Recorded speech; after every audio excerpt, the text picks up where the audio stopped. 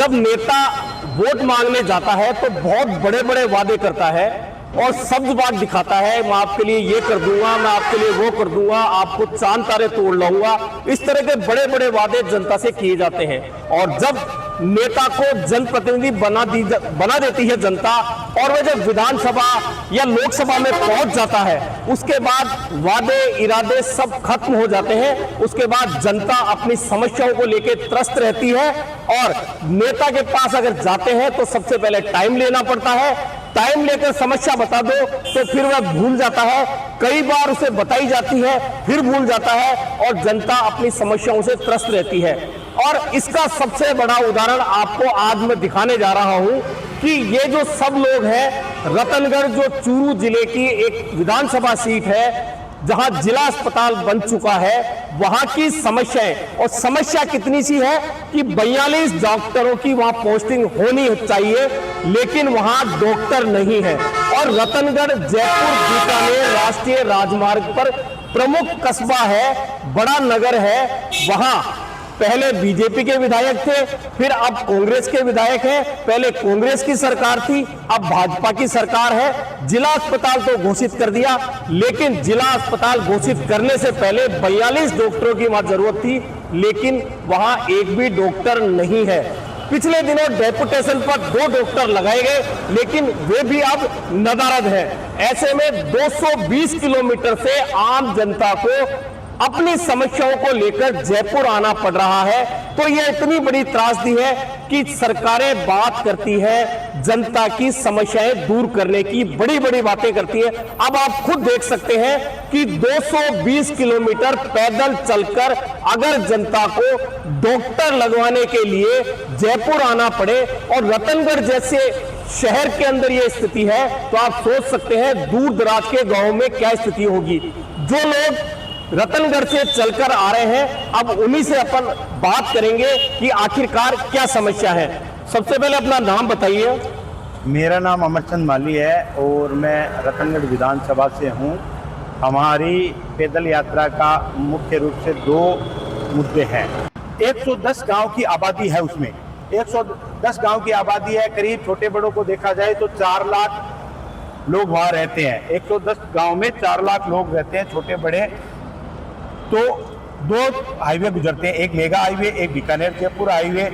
उन पे आए दिन एक्सीडेंट होता रहता है, दुर्घटना किसी के साथ भी हो सकती है। छोटी सी छोटी बीमारी के लिए भी हमें चूरू बीकानेर जयपुर रेफर कर दिया जाता है, हायर सेंटर रेफर कर दिया जाता है। अनेकों बार ये समस्याएं उठाई गई, नेताओं के पास भी उठाई गई, प्रशासनिक अधिकारियों की पास भी उठाई गई। हम इससे पहले जिला मुख्यालय पे रतनगढ़ से पैदल यात्रा की थी 50 किलोमीटर की, तो कलेक्टर साहब ने हमें आश्वासन दिया था कि आपकी समस्या का समाधान होगा, आपको कहीं जाने की ज़रूरत नहीं है। तो उस टाइम हमें 2 डॉक्टर भी दिए थे कलेक्टर साहब ने, हमने उनको धन्यवाद भी दिया था, एक हड्डी रोग विशेषज्ञ, एक स्त्री रोग विशेषज्ञ। अब समस्या ये है कि हमारे वहाँ सिटी स्कैन मशीन नहीं है, तो डॉक्टर ये भी बोल देते हैं कि आपके पास सिटी स्कैन, हमारे पास सिटी स्कैन मशीन नहीं है। उसकी वजह से हमें ये पता नहीं चलता कि कितनी चोट लगी है कितनी नहीं लगी है, इसलिए हमें रेफर करना पड़ रहा है। बेहोशी वाला डॉक्टर नहीं है, उसकी वजह से हम ऑपरेशन नहीं कर पाते। बहुत सी मशीनें हैं वहाँ लेकिन उनके ऑपरेटर नहीं है। तो ये अनेकों प्रकार की समस्याएं सामने आती हैं। अब जो अल्ट्रासाउंड होता है वो अभी चालू किया है, 1.5 साल से पिछले बंद था, वो केवल गर्भवती महिलाओं की करती है। एक जांच का विषय होता है कि 9 बजे डॉक्टर साहब बैठते हैं, 11 बजे तक किसी पेशेंट का नंबर आता है, गांव से आते हैं लोग दिखाने के लिए, बड़ा अस्पताल था, तो 11 बजे अगर उनकी जांच होती है तो बंद हो जाती है जांच। फिर उनको 3 बजे जांचें दी जाती है, 3 बजे के बाद में उसके फिर उनके घर जाओ या फिर अगले दिन आओ। तो पूरा दिन आदमी अपना वक्त खराब करके उस अस्पताल के चक्कर में आता है। तो फिर वो भी सोचता है कि अभी कितने डॉक्टर हैं वहाँ? अभी सर 21 से 22 डॉक्टर है वहाँ पे। उनमें से जो बड़े डॉक्टर है 4-5 डॉक्टर वो बड़े अपना काम करते हैं, अधिकारी लेवल के हैं, वो छोटी मोटी देखते हैं। 4-5 डॉक्टर जो साप्ताहिक अवकाश होता है वो हो जाता है। फिर 15-16 डॉक्टर बड़े बैठते हैं, तो उनमें भी सुबह शाम का वो रहता है, 24 घंटे की ड्यूटी रहती है, कोई इमरजेंसी में बैठता है। तो मुश्किल से चैम्बर में आउटडोर में 8-9 डॉक्टर बैठते हैं। अब 4 लाख की आबादी वाले में अगर 8-9-10 डॉक्टर वहाँ देखेंगे तो कैसे होगा काम? अब आप किससे मिलेंगे यहाँ जयपुर में? अब हमारे प्रदेश के जो राजा हैं माननीय मुख्यमंत्री भजन लाल जी शर्मा, उनसे हमें बड़ी उम्मीद है। हम उनके पास आए हैं, हम उनको अपने बताएंगे ये समस्या, और हमें ये विश्वास है कि ज़रूर वो हमारी समस्या पर ध्यान देंगे, निश्चित रूप से करेंगे। जो हमारे नेताओं हैं वो भी लगातार प्रयास कर रहे हैं, गांव का हर आदमी प्रयास कर रहा है। अब सर ये क्यों नहीं हो रहा है? पिछले 18 तारीख को एक डॉक्टर की आदेश हुआ था, एक महीने पहले आदेश हुआ, लेकिन आज दिन तक उस डॉक्टर ने ज्वाइन नहीं की। अब क्यों नहीं की? आज 1.5 महीना होने लग गया। फिर करीब 10 दिन पहले एक डॉक्टर का और आदेश हुआ था, उसने भी अभी तक ज्वाइन नहीं की। इसके पीछे क्या कारण है, क्या राजनीति है, क्या है, ये हमारी समझ के बाहर है। हम माननीय मुख्यमंत्री जी से यही अपील करने आए हैं 200-250 किलोमीटर कि हमारी अस्पताल की व्यवस्था करो। हमारे लोग अकाल मृत्यु हो रही है वहाँ, अगर उनका आंकड़ा देखा जाए तो 1000 से ऊपर उनका आंकड़ा हो जाता है एक सालाना में। अगर सर अकाल मृत्यु, हमने इस अस्पताल में हमारे हजारों भाई बहन खोए हैं जिनकी वजह से ये हुआ है, तो यही हमारा निवेदन है। हमारी मांगे पूरी करो, हमारी मांगे पूरी करो, हमारी मांगे पूरी करो, हमारी मांगे पूरी करो। रतनगढ़ अस्पताल में डॉक्टरों की भर्ती करो, भर्ती करो, भर्ती करो। रतनगढ़ अस्पताल में डॉक्टरों की भर्ती करो, भर्ती करो, भर्ती करो। हमारी मांगे पूरी करो। रतनगढ़ जिला अस्पताल बचाओ, बचाओ। हमारी मांगे पूरी करो, हमारी मांगे पूरी करो, हमारी मांगे पूरी करो, हमारी मांगे पूरी करो। रतनगढ़ अस्पताल चिकित्सालय में भर्ती करो, डॉक्टरों की भर्ती करो, भर्ती करो। हमारी मांगे पूरी करो, हमारी मांगे पूरी करो। पहला मुद्दा हमारा अस्पताल का है, दूसरा मुद्दा हमारा कॉलेज का है।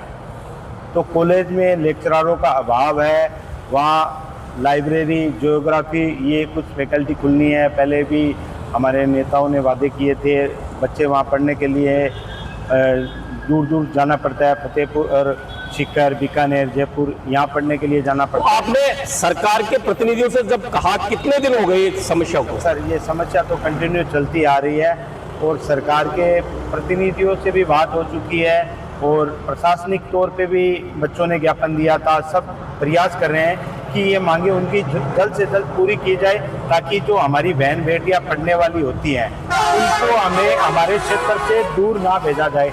आज़ादी के 78 साल बाद में अगर हमें पूर्ण रूप से वहाँ शिक्षा नहीं मिल रही है तो हम कैसे बात कर सकते हैं? हमारा देश की विश्व की तीसरी अर्थव्यवस्था बनने की कगार पे है।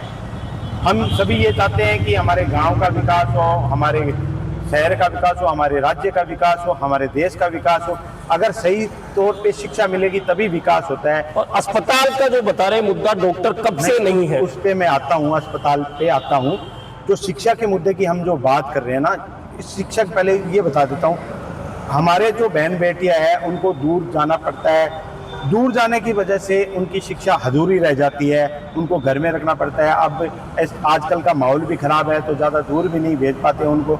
इसलिए हमारा पहला मुद्दा ये था कि जो शिक्षा की पूर्ति है, जो कॉलेजों में लेक्चररों का अभाव है, गर्ल्स कॉलेज और बॉयज़ कॉलेज दोनों में लेक्चरर नहीं है, वहाँ ज्योग्राफी हो और ये लाइब्रेरी हो तो बच्चे पढ़ने में सही। तो देखा आपने किस तरह से लोगों को अपनी समस्याएं बताने के लिए 220 किलोमीटर चलकर आना पड़ रहा है। ऐसे में आप समझ सकते हैं कि नेताओं के चुनावी वादे क्या होते हैं और हकीकत जमीनी स्तर पर क्या होती है। अभी के लिए इतना ही, फिर मिलेंगे नए मुद्दे पर चर्चा के साथ।